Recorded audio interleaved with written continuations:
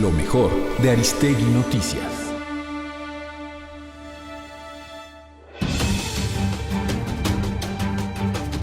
En la mesa de análisis de este viernes, la periodista Ana Lilia Pérez comentó que la responsabilidad penal que se intenta adjudicar a Rosario Robles por omisión en las irregularidades continuadas en subcontrataciones también se podría aplicar a Enrique Peña Nieto, quien tuvo conocimiento de conductas ilícitas sin que tomara medidas para evitar el desfalco. Habla de este tema de la omisión. ¿Por qué me parece importante? Porque se podría aplicar el mismo criterio para quien era su jefe inmediato, que era el presidente Enrique Peña Nieto.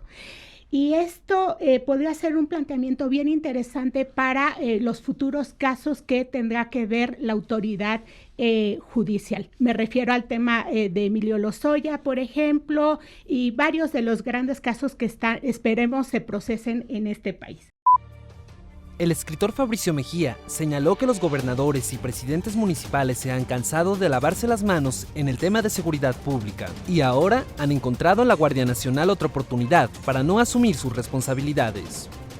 De pronto, lo de la Guardia Nacional parece ser como si los gobernadores estuvieran exculpados de participar. Se lavan las manos. Se lavan las manos. Alcaldes y gobernadores. Bueno, llevan décadas haciéndolo. Y algunos vinculados directamente al crimen organizado. Se les han pelado las manos de tanto lavárselas, ¿no? En este asunto, y ahora con lo de la Guardia Nacional es una especie como de que lo haga la Guardia Nacional. Que lo haga la Guardia Nacional, sí. Así es. En tanto, la periodista Ana Lilia Pérez manifestó que sin planeación y trabajos de inteligencia, la Guardia Nacional está en riesgo de cometer los mismos errores que el Ejército durante el sexenio de Felipe Calderón, en la llamada guerra contra el narco.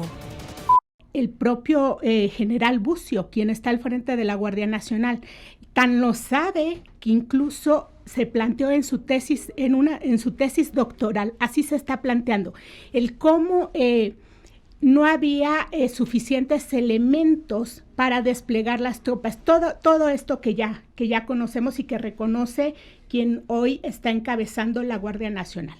Me preocupa esa parte porque entonces cuando se le da al Ejecutivo el respaldo para la creación de esta Guardia Nacional, si no se tiene un trabajo de inteligencia, se está en riesgo de cometer los mismos errores.